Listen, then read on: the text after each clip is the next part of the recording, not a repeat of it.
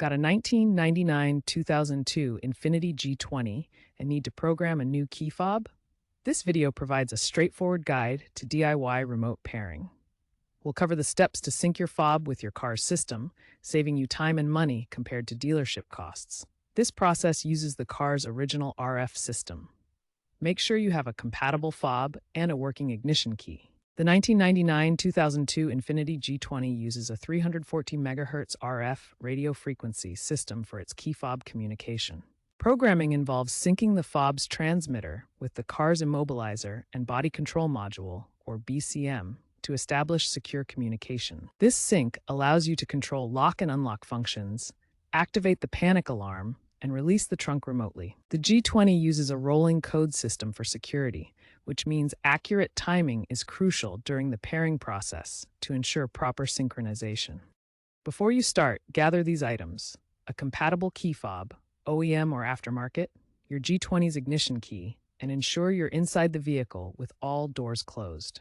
Confirm the key fob has a fresh CR2032 battery to avoid signal issues during programming.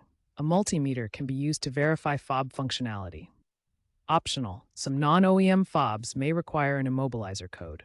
First, insert the key into the ignition, but do not start the engine. Second, cycle the ignition from off to on 5 times within 10 seconds, leaving it in the on position on the 5th cycle. Third, within 5 seconds of the 5th cycle, press and hold both the lock and unlock buttons on the fob simultaneously for about 10 seconds.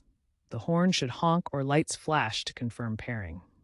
Fourth, repeat this process for any additional fobs you want to program, up to 4. Fifth, test each fob outside the vehicle to ensure it works correctly. If the horn doesn't honk or lights don't flash during programming, start by double-checking the battery in your key fob. A weak battery can prevent successful pairing. Ensure you're performing the ignition cycling and button presses within the specified timeframes. Precise timing is crucial for the system to recognize the new fob. If issues persist, consult your vehicle's manual for instructions specific to your model year, as there may be slight variations. Some users find that aftermarket key fobs require a specific immobilizer code, which can be obtained using your vehicle's VIN number. When programming your Infiniti G20 key fob, there are several common mistakes that can cause the process to fail. First, never use a key fob with a weak or dead battery.